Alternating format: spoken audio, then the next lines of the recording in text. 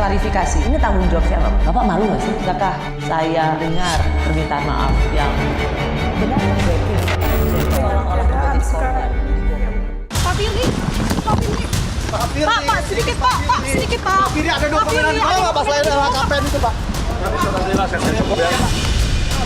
Kenapa Pak? Ngumpet Pak.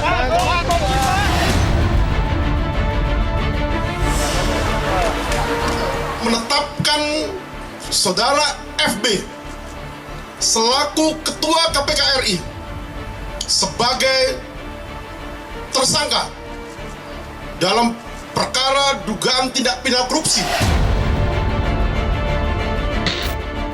Saya menyatakan di setiap kesempatan bahwa saya tidak pernah melakukan pemerasan kepada siapapun. Dan saya juga tidak pernah terlibat terkait dengan suap menyuap dan gratifikasi kepada siapapun. Ada orang berani berbuat kejahatan tidak pidana korupsi di level yang tertinggi, yaitu pemerasan. Pastilah diyakini dia sudah sering berbuat kejahatan-kejahatan tidak pidana korupsi lainnya.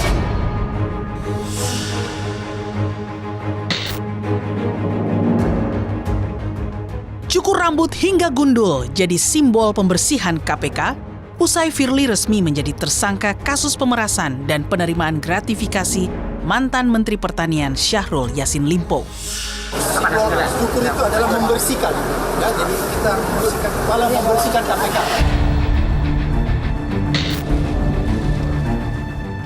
Martabat Komisi Pemberantasan Korupsi sedang diuji.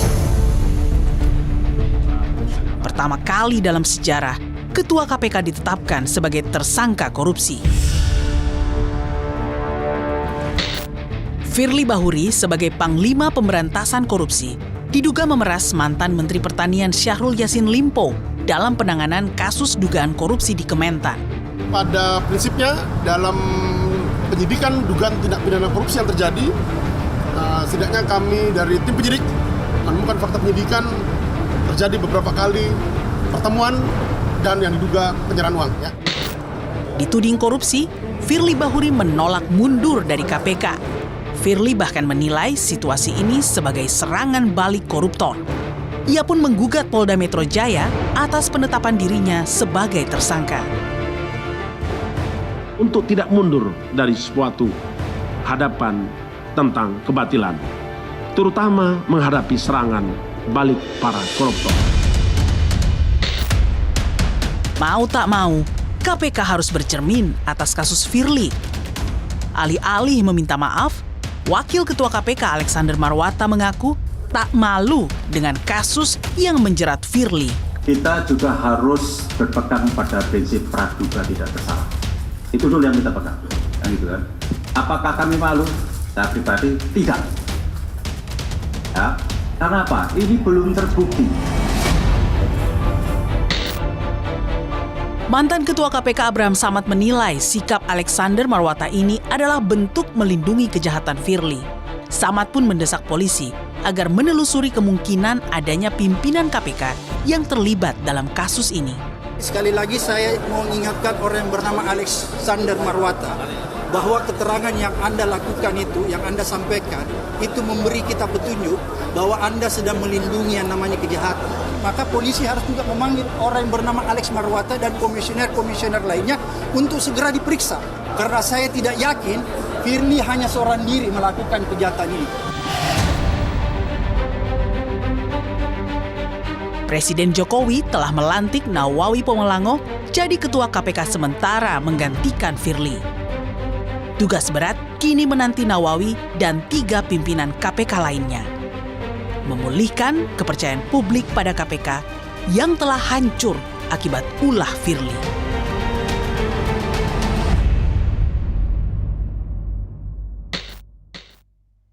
Selamat malam.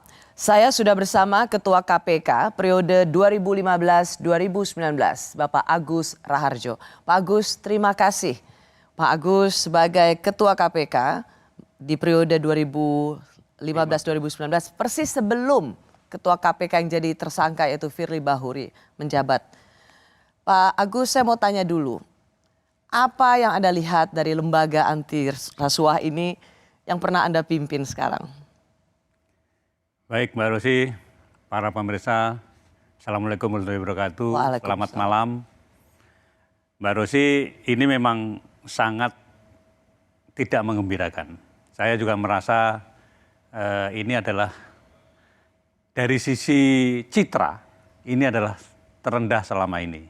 Oleh karena itu, saya sangat berharap agar ada perubahan-perubahan yang dilakukan oleh yang berkuasa terutama, untuk kemudian mengembalikan KPK seperti semula.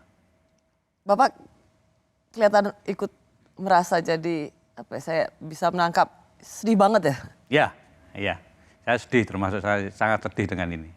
Karena ya kita menjaga marwah itu puluhan tahun. Saya pernah menjadi sekretaris utama LKPP, persis kantor sementaranya di depan gedung KPK. Dan saya sangat mengidolakan ASN dan yang lain itu seperti KPK itu. Saya sangat mengidolakan. Dulu ngefans banget sama KPK? Saya sangat ngefans banget. Tapi saya nggak ngelamar loh. Saya kemudian waktu itu kebetulan pensiun dari LKPP, saya memutuskan pensiun. Di tahap pertama tidak ngelamar, kemudian pesertanya kurang, diundang oleh pansel pada waktu itu. Betul. Jadi ngelihat KPK sekarang itu, Pak Agus bisa dibilang shock. Shock, ya betul. Tidak pernah terpikir sebelumnya KPK akan berada di titik serendah ini? Karena kita dulu menjaga marwahnya tidak main-main. Sampai saya menyaksikan yang namanya Pak Abdullah Yamahua ya, waktu saya masih di LKPP, itu di dalam suatu rapat, beliau lupa ngambil tisu di meja itu. Itu Pak Abdullah Yamahua langsung, maaf saya tadi ngambil tisu. Ditinggal uang 10.000 untuk ganti tisu yang dia pakai. Sampai segitunya tuh? Karena dulu kita jauh menjaga marwahnya bukan main. Pak Agus, baru kali ini sepanjang sejarah Ketua KPK, sebuah lembaga untuk pemberantasan korupsi, kena kasus korupsi. Dalam hal ini yaitu pemerasan. Dulu memang pernah ada Ketua KPK, tapi berbeda kasusnya. Ini tersangka sebagai seorang yang memeras pihak yang berperkara. Ini kenapa bisa terjadi ya? Celahnya memang ada dan dimanfaatkan, atau Anda melihat bahwa ini sesuatu yang sudah bisa diduga sebelumnya?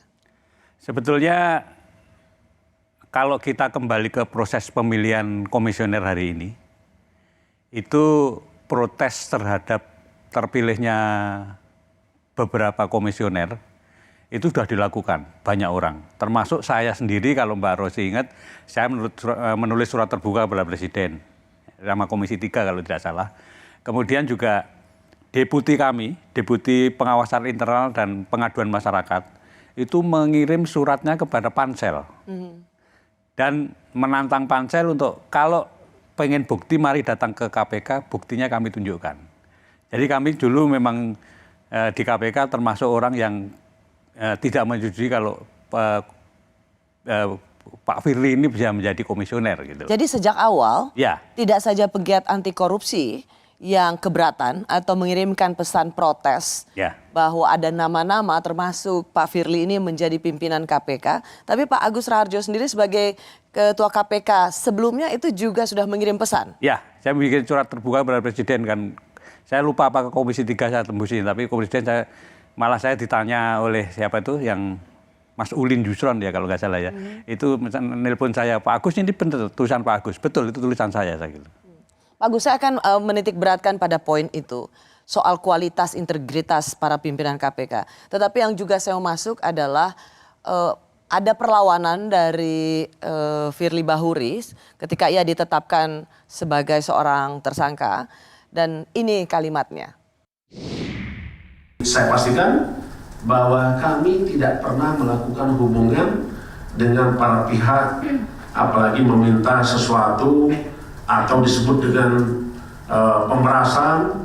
Saya yakin itu adalah tidak pernah dilakukan sesuai dengan yang dituduhkan.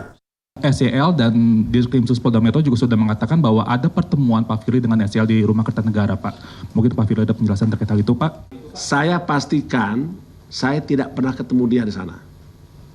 Tapi nanti Anda akan lihat sendiri. Pernah banyak ada ngomong ketemu di PTIK, ketemu di mana lagi. Seingat saya tidak. Tapi kalau Anda tanya lagi, apakah betul ketemu di lapangan bulu tangkis? Pasti ada. Demikian beratnya posisi saya saat ini ketika melawan serangan balik dari para koruptor. Apalagi itu dihadapi dengan gagah berani, dengan tanpa menyerah, tanpa menelelah untuk membersihkan negeri ini dari praktek-praktek korupsi. Dan pastilah akan terjadi perlawanan dari para koruptor. Firly Bahuri sudah ditetapkan sebagai tersangka tetapi masih memberikan pembelaan. Kita terima itu, tapi kita juga lihat bahwa ia masih sangat lantang dan mengatakan bahwa ini serangan balik dari para koruptor. Apakah Pak Agus sebagai Ketua KPK di masa sebelumnya juga melihat ini gejala yang sama, koruptor menyerang balik?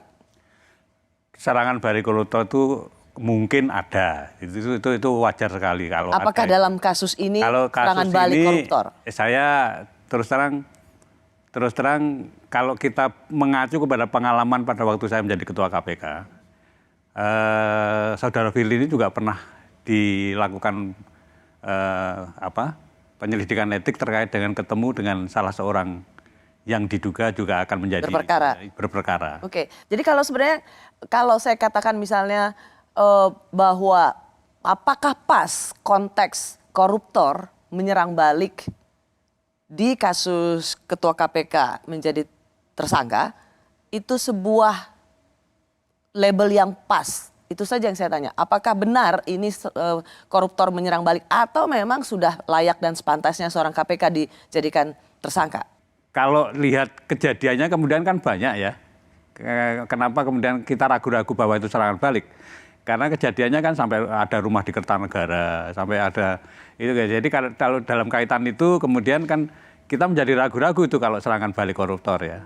Orang juga mengatakan ini soal cicak buaya. Apakah Pak Agus Rarjo ada cicak buaya jilid 1, cicak buaya jilid 2?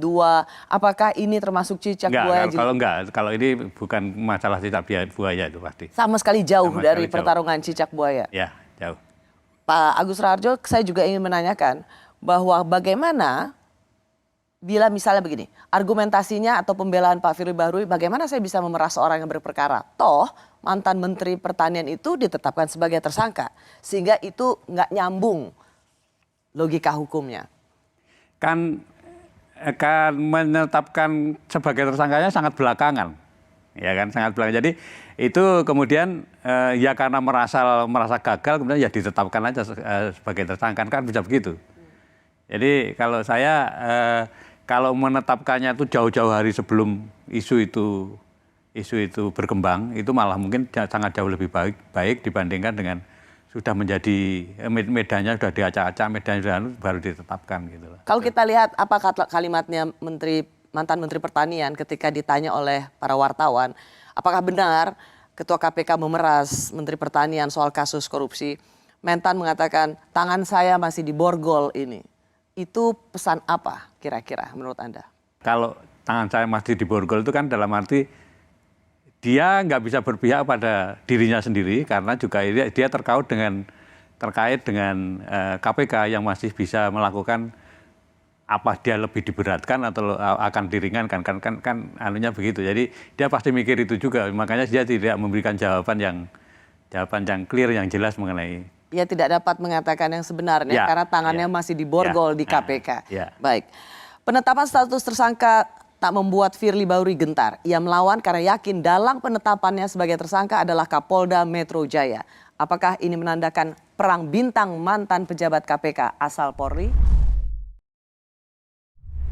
Saksi-saksi yang diperiksa oleh pihak penyidik Polda itu diminta buat pengakuan, ada penerimaan, ada penyerahan, dan itu pun mereka bantah gitu. Pertanyaan kepada Pak Firly hanya sebatas pertanyaan yang sangat normatif terkait dengan apa riwayat jabatan, riwayat penempatan gitu kan. Nah ini menjadi sebuah proses hukum yang janggal gitu. Tahu-tahu Pak Firly ditetapkan sebagai tersangka dan semuanya di framing seolah-olah Pak Firly ini menjadi tokoh jahat, ya, yang melakukan kejahatan tersebut karena jabatannya. Masih bersama saya mantan Ketua KPK, Agus Raharjo. Ia pernah menangani perkara korupsi mega proyek IKTP yang merugikan negara 2,3 triliun rupiah. Ketua KPK sebelum Firly Bahuri. Pak Agus, kuasa hukum dari Firly Bahuri mengatakan bahwa semua saksi-saksi yang diperiksa, polisi mengatakan 90 saksi, itu semuanya normatif. Tidak ada saksi yang mengatakan melihat Firly Bahuri menerima. Firly Bahuri juga mengatakan tidak pernah menerima sesen pun. Seberapa susah atau seberapa mudah sesungguhnya membuktikan ada pemerasan yang dilakukan oleh Ketua KPK pada pihak yang berperkara? Alat bukti yang lain kan bukan hanya itu, ya kan. Jadi kalau kita ngelihat yang sudah dipaparkan Polda, antara lain saya sendiri juga belum lihat ya. Tapi antara lain pencairan uang, kemudian sampai sebesar 7 miliar di beberapa. Ya, itu nanti kan bisa ditelusuri dari mana asalnya, dari mana. Itu relatif lebih mudah untuk mencari pembuktiannya. Kemudian saya sebetulnya pengen mengatakan bahwa sebetulnya kasus Pak Firly ini bermula dari, kalau saya boleh menyalahkan, ya Pak Jokowi. Kenapa Presiden Jokowi? Karena tone of the top-nya kelihatannya di periode kedua Pak Jokowi itu sangat menurun untuk pemberantasan korupsi. Anda ingat revisi Undang-Undang KPK dilakukan. Padahal yang lebih penting itu bukan itu kalau kita mau memberantas korupsi. Kalau kita mau memberantas korupsi sebetulnya yang perlu direvisi itu malah Undang-Undang nomor 31 tahun 1999, Undang-Undang Pemberantasan Tipikor. Undang-Undang Pemberantasan Tipikor itu belum memenuhi yang disarankan oleh PBB. United Nations Convention Against Corruption. Apa yang mestinya harusnya direvisi, Pak Agus? Banyak. Jadi salah satu yang paling prioritas. Termasuk private sector, perampasan aset, illicit enrichment, trading influence. Oke, perampasan aset memang sampai saat ini masih terus menjadi. Dan sebetulnya nggak usah sendiri, itu harus masuk dalam Undang-Undang Pemberantasan Tipikor. Semuanya termasuk itu. Jadi kalau itu yang dilakukan, bukan ngutik-ngutik Undang-Undang KPK-nya, itu akan anti korupsi di Indonesia relatif akan lebih baik. Nah, kalau kita masuk kembali ke kasus ini, saya mau nanti akan masuk ke situ juga. Ini mengapa kerusakan penegakan hukum terjadi, terutama pemberantasan korupsi ini bisa terjadi. Kalau kita lihat Pak Agus, Ketua KPK sudah jadi tersangka, tetapi tidak ditahan. Padahal selama ini KPK sendiri kalau menetapkan seseorang menjadi tersangka, ia diberhentikan karena seperti biasa polisi juga begitu. Tapi mengapa ini tidak berlaku pada seorang Firly Bahuri? Ya sebetulnya kalau menetapkan tersangka langsung ditahan itu biasanya di KPK. Tapi Polda sendiri apakah punya praktek seperti itu karena ini yang mentersangkakan kan Polda. Ya, kan? Tapi sudah dinaikkan ke Dirkrimsus Mabes Polri. Nah jadi Polda kemudian Mabes Polri memang yang bersangkutan menjadi tersangka. Oke, pertanyaannya adalah begini. Karena kemudian ini yang dikatakan oleh Ketua KPK sekarang yang sudah ditunjuk oleh Presiden Jokowi. Ada soal penetapan tersangka kasus korupsi rel kereta, di mana kemudian namanya Muhammad Suryo ditetapkan sebagai tersangka. Dan Ketua KPK pada waktu itu yang sudah jadi tersangka ikut menetapkan tersangka 3 orang, yaitu Alexander Marwata sama Yohanes Tanak. Menurut Anda apakah seseorang yang sudah ditetapkan sebagai tersangka ikut menetapkan seseorang menjadi tersangka itu cacat moral, ilegal? Kalau saya itu termasuk cacat moral, saya setuju dengan Pak PLT ketuanya sekarang. Jadi mestinya dia tidak ikut menetapkan kalau sudah menjadi tersangka. Tetapi itu dibiarkan di KPK. 3 orang pimpinan KPK ikut menetapkan sebagai tersangka. Orang kemudian melihat ini sebagai perang bintang pimpinan KPK yang berasal dari Polri. Karena penjelasan atau pembelaan dari kuasa hukum Pak Firly mengatakan bahwa ini ada dalang dari penetapan Firly Bahuri sebagai tersangka adalah Kapolda Metro Jaya Karyoto. Dan yang saat ini juga dianggap punya kedekatan dengan yang menjadi tersangka. Ini beneran perang bintang petinggi KPK. Itu kalau melihat seperti itu memang saling sandera kelihatannya. Saling sandera. Ya, saling sandera karena di sini juga ada info-info yang terkait dengan tadi Pak Suryo tadi. Kemudian ya, jadi kalau saling menetapkan tersangka seperti itu ya seperti saling sandera. Nanti kita lihat aja berikutnya mengenai pembuktian itu pasti kan mereka tidak bisa menghindar dari proses pengadilan yang akan datang. Mengapa ini mencemaskan? Karena ternyata penegakan hukum itu sangat erat kaitannya dengan politis. Apakah Pak Agus juga melihat ini? Iya, jadi menjadi ketua KPK itu terutama yang bukan polisi beratnya di situ. Jadi ketua KPK yang bukan polisi yang bukan beratnya polisi, di seperti situ. saya, itu bisa aja kasus itu bisa dicari-cari gitu loh, supaya saya punya kasus, ada itu. Ya, Jadi, kaitannya sama ini yang dua ketua KPK-nya dari polisi dan kemudian ditersangkakan atau punya kaitannya dengan Kapolda Metro Jaya yang waktu itu juga menjadi deputi di KPK. Ini kan apakah ini perang bintang polisi? kalau ini bisa dikatakan perang bintang dalam arti dua orang sudah tidak ada kecocokan gitu ya. Padahal Dan- bersama-sama di KPK. Padahal sama-sama di KPK. Kemudian dua orang nggak punya kecocokan, masing-masing kemudian punya data. Yang satu punya data yang satunya, yang satu juga begitu. Jadi begitu dimulai dengan penetapan Pak Firly, pasti Pak Firly juga punya data mengenai Pak Karyoto. Jadi ini ya oleh karena itu saran saya ya kita tunggu aja nanti pengadilan kemudian memutuskan seperti apa. Karena datanya ini kan masih masing-masing kan masih samar-samar ya. Pak Agus, Pak Firly itu tidak mau mengundurkan diri. Ia kemudian sudah diberhentikan sementara oleh Presiden, ada PLT, tapi ia tidak mengundurkan diri. Semula Alexander Marwata mengatakan ada azas praduga tidak bersalah. Ia masih tetap bisa punya akses ke KPK. Meskipun sekarang aksesnya setelah diberhentikan sementara, ia diperlakukan sebagai tamu. Berbahayakah seorang tersangka pemerasan masih bisa berada di sekeliling KPK? Meskipun disebutkan aksesnya hanya sebagai tamu.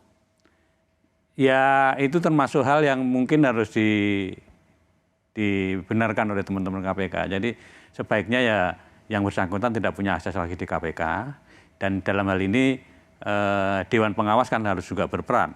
Apa yang Anda desak dari Dewas? Saya berharap Dewas ini juga harus lebih keras karena saya melihatnya bahkan dulu ada yang namanya pengawas internal itu lebih kuat, lebih keras dibandingkan dengan Dewas hari ini. Dulu Pak Saud pernah disidang, saya pernah disidang gitu kan, yaitu terkait dengan pelanggaran-pelanggaran kecil yang sebetulnya tidak perlu terjadi, tapi dilakukan sidang oleh pengawas internal. Nah ini kelihatannya kok masyarakat sudah protes, tapi Dewas kemudian masih ayam aja nggak. Mudah-mudahan langkah terakhir untuk menyelamatkan itu bisa dilakukan oleh Dewas. Yaitu tadi kalau perlu memperkuat, kemudian tidak perlu masuk kantor, atau kalau masuk kantor di ruang tamu nggak perlu, itu harus dilakukan oleh Dewas. hanya sebatas itu, bukan sanksi diberhentikan tidak dengan hormat, diberhentikan dengan tidak hormat. Saya terus terang belum melihat kewenangannya Dewas kalau sampai memberhentikan komisioner ya. Tapi saya perlu pelajari lagi apakah memang dia mempunyai wewenang untuk itu, untuk memberhentikan komisioner. Atau kemudian dia hanya membuat sebatas usulan pada Presiden untuk memberhentikan. Karena komisioner yang hari ini kan berbeda dengan komisioner yang zaman saya. Komisioner hari ini adalah termasuk aparatus eksekutif, jadi di bawahnya Presiden. Beda dengan saya dulu, kalau saya kan bertanggung jawabnya pada masyarakat, bukan kepada Presiden. Baik. Kasus Firly membuat publik semakin sulit percaya pada KPK. Pimpinan KPK dianggap tidak memiliki integritas yang mumpuni. Siapa yang membuat KPK jadi seperti ini?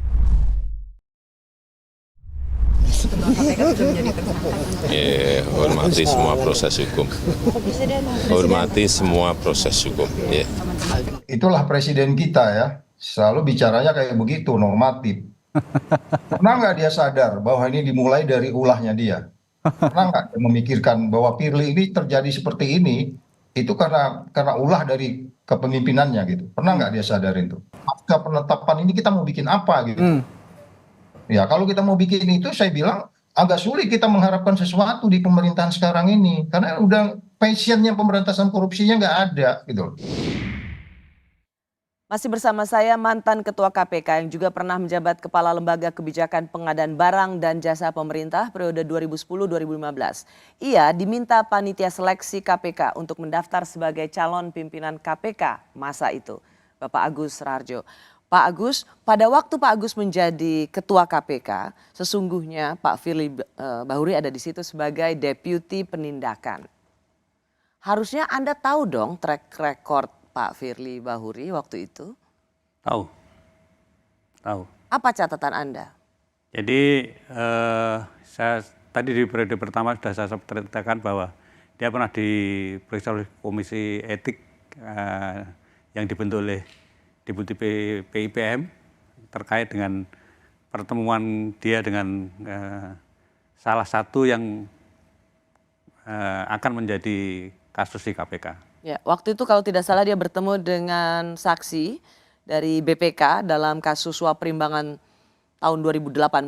Tapi intinya bertemu dengan orang yang berperkara. Dan bukan hanya itu. Ada yang lain lagi. Antara lain kita kan sedang menyelidiki Tuan Guru kalau nggak salah. Itu dia juga ketemu dengan Tuan Guru beberapa kali. Nah, Pak Agus kan Ketua KPK pada waktu Pak Firly Bahuri sebagai Deputi Penindakan. Ya. Pak Agus bikin apa? Nah itu dilakukan pemeriksaan selesai, sudah diusulkan pada pimpinan kami untuk melakukan tindakan itu, tapi belum tindakan diputuskan sudah ditarik oleh Polri, ceritanya begitu. Oke, jadi itu masuk ke sidang etik untuk diselidiki. Tetapi tidak ada keputusan apapun di situ. Keputusan dari sidang etik sudah ada. Apa keputusannya? Bahwa yang bersangkutan melakukan pelanggaran berat. Bahwa yang bersangkutan melakukan pelanggaran berat. Dan hukumannya apa waktu itu? Nah, hukumannya belum diputuskan oleh pimpinan. Kemudian pimpinan itu maksudnya pimpinan siapa? Komisioner KPK. Berarti ada Anda di dalamnya? Ada saya, ada 4 orang yang lain. Kemudian yang bersangkutan ditarik dari KPK kembali ke Polri. Oke, tetapi ketika ada sidang etik yang mengatakan yang bersangkutan terbukti melakukan pelanggaran etik berat, harusnya kan Pak Agus langsung memberikan sanksi. Betul. Kenapa Pak Agus tidak melakukan itu? Jadi ya itu waktunya kalah cepat dengan penarikan dari Polri yang kemudian menjadi Kapolda. Jadi sebelum Pak Agus dan pimpinan KPK lainnya memutuskan sanksi pada Pak Firly Bahuri yang di sidang etik terbukti melakukan pelanggaran etik berat, Pak Firly sudah ditarik ke Mabes Polri. Waktu itu Kapolrinya siapa? Pak Tito. Pak Tito, oke. Sehingga Bapak tidak memberikan catatan apapun terhadap... Tidak ada catatan apapun pada waktu pengembalian, betul. Tidak ada catatan apapun? Tidak ada. Ini menjadi isu karena ketika pansel yang memeriksa calon-calon pimpinan KPK pada waktu itu, kan sudah ada seruan-seruan yang mempertanyakan kenapa orang yang punya track record tidak baik di KPK, integritasnya dipertanyakan, masuk dan diloloskan oleh pansel. Tapi pansel waktu itu mengatakan tidak ada catatan di KPK. Kalau tidak ada catatan tidak betul, karena dalam waktu yang sama Deputi Pengawasan Internal dan Pengaduan Masyarakat itu juga kirim surat ke pansel dan menawarkan bukti. Ini loh buktinya. Silahkan kalau mau lihat bukti datang ke KPK. Itu sudah nawarkan gitu. Jadi nggak betul kalau nggak ada informasi mengenai itu. Tapi KPK pansel juga nggak mau lihat buktinya. Tidak mau melihat buktinya. Nggak mau lihat buktinya. Sama sekali. Sama sekali. Bahwa sebenarnya KPK sudah berusaha untuk memberikan catatan tentang rekam jejak, tetapi ditolak oleh pansel KPK. Ya, betul. Menurut Pak Agus itu apa yang terjadi waktu itu? Ya kalau pemilihan komisioner ini kan bobot politiknya kan kuat sekali. Jadi saya meyakini kalau pengaruh politiknya lebih kuat dibanding dengan masukan dari Deputi PIPM. Bobot politiknya? Ya. Berarti waktu itu memang ada titipan? Bisa jadi. Kalau kita kembali tadi apa yang menjadi fakta yang terjadi di internal KPK pada masa Pak Agus Raharjo menjadi ketua KPK dan Deputi Penindakan waktu itu Pak Firly Bahuri memang terbukti melakukan tindakan pelanggaran etik berat. Pak Agus tidak sempat memberikan sanksi, padahal Pak Agus punya otoritas untuk itu, tetapi sudah keburu ditarik oleh Mabes Polri. Maksudnya waktu itu memang Mabes Polri ingin menyelamatkan Firly Bahuri? Ya saya pikir bukan hanya Mabes Polri mungkin ya, banyak pihak yang terkait dengan politik pada waktu itu juga mungkin berkepentingan terhadap itu. Jadi tidak satu-satunya mungkin Mabes Polri itu, banyak pihak juga. Dan di samping surat secara resmi dari Deputi PIPM tadi, saya juga membuat surat terbuka kalau Anda ingat kepada Presiden mengenai, mohon maaf saya menyebutkan jangan menerima Firly sebagai komisioner KPK. Jadi itu surat terbuka itu dibaca banyak orang pada waktu itu. Ya, jadi Pak Agus Raharjo sendiri selaku Ketua KPK periode sebelum Pak Firly Bahuri sempat menulis surat kepada Presiden. Ya, surat terbuka. Surat terbuka. bahwa jangan memilih Pak Firly sebagai pimpinan KPK. Ya. Waktu itu catatannya karena track record di KPK saat menjadi deputi penindakan. Ya. Tetapi itu tidak didengar. Nggak didengar. Artinya sekarang kalau apa yang terjadi pada KPK di bawah pimpinan Pak Firly Bahuri dan kemudian Pak Firly menjadi tersangka, itu sesuatu yang mengejutkan Pak Agus nggak? Ya sebetulnya tidak, walaupun pada waktu awal-awal masuk Pak Firly termasuk marah kepada saya, kenapa Bapak mau digantikan orang malah tidak memuluskan jalannya, malah kelihatan menghambat dan mencegah saya masuk gitu. Jadi Pak Firly termasuk yang marah pada saya. Tapi poin saya juga sebetulnya tone-nya kan bukan hanya untuk Pak Firly. Kalau komitmen dari pemerintah itu terhadap anti korupsi kurang. Anda mungkin ingat yang namanya terjadi revisi undang-undang KPK. Saya tadi bilang mestinya yang direvisi itu undang-undang tipikor. Oke, tapi saya ingin masih mempertanyakan. Jadi kalau lolosnya orang-orang yang tidak berintegritas bisa masuk jadi pimpinan KPK, itu tanggung jawab siapa? Ya yang harus bertanggung jawab, apalagi sekarang eksekutif aparatus ya presiden. Kemudian yang level berikutnya ya pansel. Bahwa itu ada tekanan politik di kiri kanan yang kemudian memaksa mereka menerima itu ya salah satu yang harus menjadi saringan mereka sebetulnya. Karena Anda sendiri merasa sudah melakukan upaya semaksimal mungkin untuk memberikan catatan bahwa ada orang-orang yang tidak layak untuk menjadikan pimpinan KPK. Ya. Tapi untuk Pak Agus sendiri, masukannya dari dalam KPK mestinya kan sangat valid. Pak Agus sendiri punya peran penting.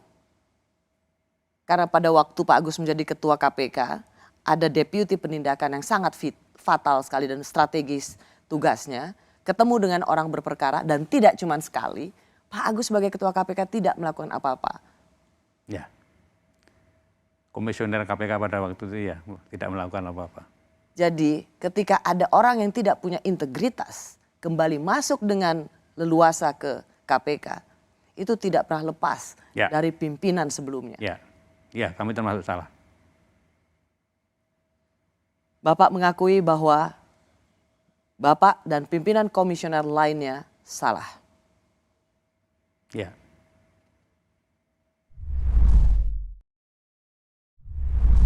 Saya masih bersama mantan Ketua KPK Agus Raharjo. Ia menjabat sebagai Ketua KPK persis di periode sebelum Firly Bahuri yang kini jadi tersangka. Pak Agus, waktu itu Bapak kan juga Ketua KPK, ya. Dan sekarang pimpinan KPK itu dianggap sebagai mereka yang penuh kontroversi. Justru dan dijadikan sebagai alat politik kekuasaan. Waktu zaman Pak Agus gimana? Waktu zaman saya yang mencoba mau dijadikan alat kekuasaan, tapi karena waktu itu masih independen, masih tidak di bawah presiden, kita masih bisa menyangkal atau bisa tidak mengikuti apa yang diinginkan oleh presiden. Oh, jadi waktu itu Pak Agus sendiri bisa merasakan KPK itu mau dijadikan sebagai alat kekuasaan? Mohon maaf, ini perlu saya ungkapkan karena semuanya harus jelas dan saya pikir baru sekali ini saya mengungkapkannya di media yang kemudian ditonton orang banyak. Bicara pada beberapa teman sudah, tapi kepada media seperti ini belum. Mohon maaf, kenapa saya kemudian tadi di depan juga menyoroti tone of the top, keinginan Pak Jokowi itu kemudian perlu juga menjadi perhatian kita. Saya terus terang pada waktu kasus IKTP, saya dipanggil sendirian. Oleh Presiden. Presiden pada waktu ditemani oleh Pak Pratikno. Jadi saya heran, biasanya memanggil itu berlima, ini kok sendirian. Dan dipanggilnya juga bukan lewat ruang wartawan, tapi lewat masjid kecil itu. Jadi dijemput dari sana. Nah itu di sana, begitu saya masuk Presiden sudah marah.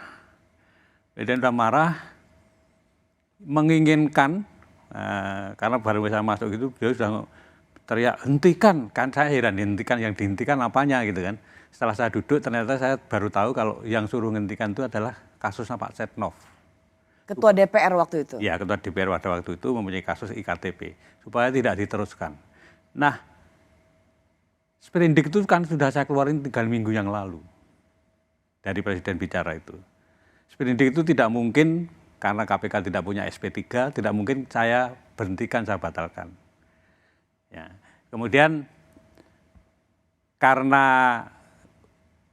tugas di KPK itu seperti itu, makanya ya kemudian tidak saya perhatikan, saya jalan terus.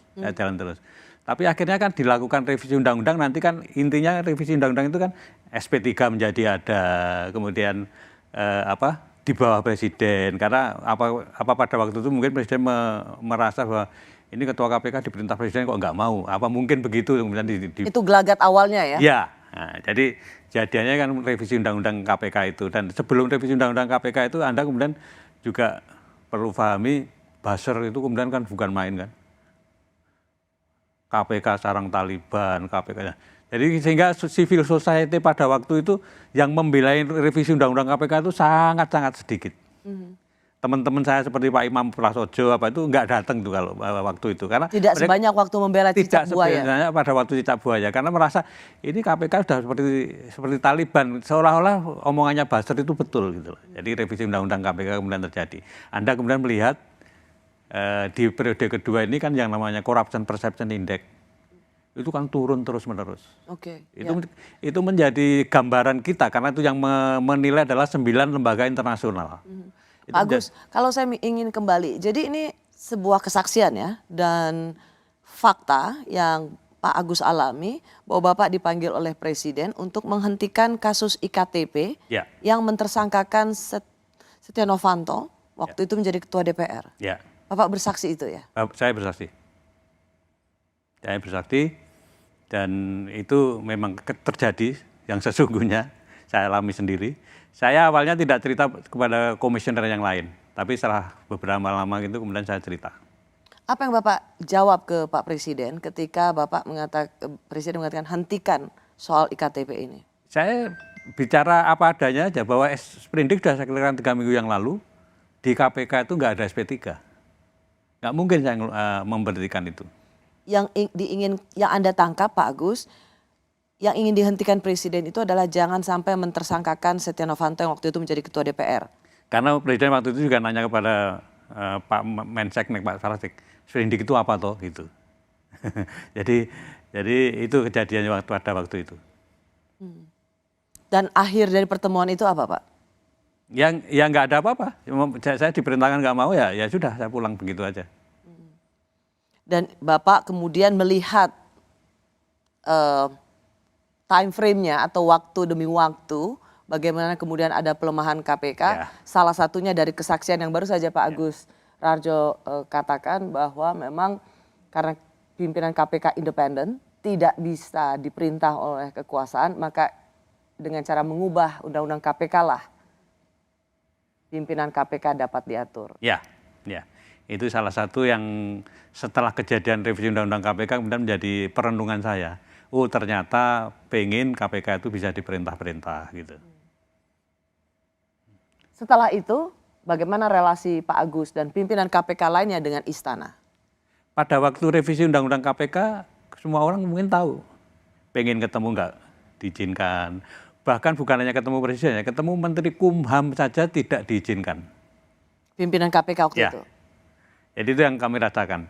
Kemudian saya kemudian diajak Pak Laude Muhammad Syarif ya, ketemu dengan Menteri Kumham, tapi draftnya juga nggak ditunjukkan. Jadi sampai terakhir tuh kami nggak tahu sebetulnya yang direvisi ini apa, itu kita nggak tahu. Itu kejadian yang kami alami terakhir kami di KPK. Jadi seperti pimpinan lembaga negara pemberantasan korupsi yang kemudian terasingkan. Ya.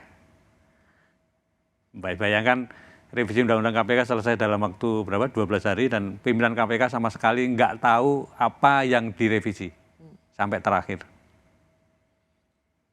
Pak Agus, dengan reputasi pimpinan KPK saat ini, ketuanya sudah menjadi tersangka, sekarang ada ketua nonaktif, ada komisioner KPK yang membela ketua KPK yang jadi tersangka, lalu ada komisioner KPK yang juga sudah diperiksa Dewas berhubungan dengan pihak yang berperkara, tapi alasannya di Dewas chatnya sudah terhapus. Apakah publik masih punya cadangan kepercayaan pada integritas seperti pimpinan KPK yang sekarang? Atau saya balik, apakah pimpinan KPK yang sekarang masih punya tabungan moral untuk dipercaya? Sebetulnya harus dimulai lagi itu tadi tone of the top. Mau nggak kemudian presiden dan kemudian bawahan-bawahannya itu mengakui bahwa anti korupsi itu adalah penting. Saya sering bicara di banyak tempat. Ramalan yang dikeluarkan oleh PricewaterhouseCoopers itu tidak akan terjadi kalau kita kemudian anti korupsinya tidak kita menjadi perhatian penting kita. Sekarang malah tambah demokrasi. Jadi dua-duanya sebenarnya harus menjadi perhatian kita. Perbaikan demokrasi dan terus-menerus menggemakan anti korupsi. Kalau dua hal itu bisa menjadi pedoman kita terus-menerus, insya Allah yang diramalkan PricewaterhouseCoopers akan terjadi. Ya katakanlah itu menjadi sebuah gerakan, tapi kita butuh ada sebuah action yang konkret. Ya. Pertanyaan saya, apakah pimpinan KPK yang sekarang masih punya cadangan moral atau reputasi baik yang masih layak mendapat kepercayaan publik? Atau mereka semua harusnya diganti? Memulai dari awal. Dan memulai dari awal pun juga perlu kita pikirkan independensi KPK mau dikembalikan atau tidak, ya kan? Kemudian bagaimana menjaga marwah KPK seperti dulu-dulu bisa terjadi, itu memerlukan komitmen banyak pihak untuk bisa mewujudkan. Artinya Pak Agus mau mengatakan dengan undang-undang KPK yang sekarang sudah direvisi, rasanya itu mustahil. Ya. Ketika KPK yang independen bisa dipanggil untuk menghentikan satu kasus, tapi Anda menolak menghentikannya, ya. Dan sekarang KPK yang bisa dibilang tidak independen lagi, jadi sebenarnya untuk apa ada KPK? Bukan, kalau berbicara mengenai KPK kita harus melihat banyak negara. Saya tidak bermaksud untuk melenyapkan KPK, tetapi untuk apa kita bela-belain KPK kalau kemudian pimpinannya atau komisionernya sudah tidak lagi memiliki. Ya kalau sekarang seperti itu, kalau sekarang seperti itu, tapi kita harus mengembalikan itu. Mengganti semula sendiri Anda juga cukup ragu dong. Kita bisa mendapatkan pimpinan KPK yang punya integritas. Saya kok masih optimis kalau itu, kalau asalkan ya itu tadi panselnya betul-betul orang yang terpilih, orang yang benar, karena seperti kejadian yang tahun 2015 pada waktu panselnya benar kan kemudian juga ternyata masih bisa muncul orang-orang yang cacatnya tidak terlalu banyak gitu. Cacatnya tidak terlalu banyak. Iya. Jadi sebagai seorang ketua KPK di periode sebelum Pak Firly ini atau sebelum ketua KPK menjadi tersangka, seperti tadi Anda katakan menerima bahwa ada kontribusi kesalahan Pak Agus sebagai ketua KPK yang tidak cukup memberikan sanksi yang tegas pada deputi penindakan sehingga bisa kembali melenggang masuk KPK. Tapi juga ada catatan untuk pimpinan negara tentang komitmennya pada pemberantasan korupsi. Ya, sangat itu. Yang penting adalah pimpinan negaranya. Karena yang bisa membawa arah itu adalah kalau pimpinan negaranya kemudian komitmennya terhadap anti korupsi itu besar. Komitmennya terhadap demokrasi baik, itu akan sangat baik sekali. Kalau ketua KPK seperti Pak Agus Raharjo saja bisa dipanggil untuk menghentikan kasus, artinya ketua KPK seperti Firly itu dipanggil untuk menghentikan atau melanjutkan kasus. Bisa jadi. Bukan sebuah praktek yang bukan suatu praktek yang aneh kalau itu sering dipanggil misalkan. Dipanggil oleh? Dipanggil oleh yang lebih berkuasa tentunya. Untuk menghentikan atau melanjutkan satu kasus. Jadi benar dong KPK sekarang alat kekuasaan untuk menginjek orang? Ya bisa jadi itu loh. Karena karena yang sangat penting kan itu tadi kan, yang memberikan tone tadi kan, itu kan pimpinan negara. Baik, Pak Agus, terima kasih untuk penjelasan Pak Agus, dan saya rasa ini sesuatu yang sangat baru sekali ketika ternyata Pak Agus sebagai ketua KPK pernah dipanggil untuk menghentikan penyelidikan kasus IKTP, menghentikan penersangkaan Setia Novanto. Sayangnya itu saya sanggup-sanggup pada waktu menjelang kampanye kedua ya. Karena waktu itu saya juga masih milih Pak Jokowi. Apa hubungannya? Kalau misalkan saya sampaikan kan mungkin pengaruhnya besar. bahwa Pak Jokowi kurang anti korupsi gitu kan pengaruhnya kan besar. Baik Pak Agus, Oke. terima kasih. Saya juga ikut mendoakan semoga Ibu cepat sembuh. Insya Allah, amin, amin, ya Terima Rabbil kasih alamin. Amin. Pak Agus Raharjo. Oke. Terima kasih bagi Anda juga yang sudah menyaksikan program Rosi. Saya Rosiana Silalahi undur diri, kita jumpa Kamis depan. Selamat malam. Malam, atur nuhun Mbak Rosi, aku tak langsung pamit ya.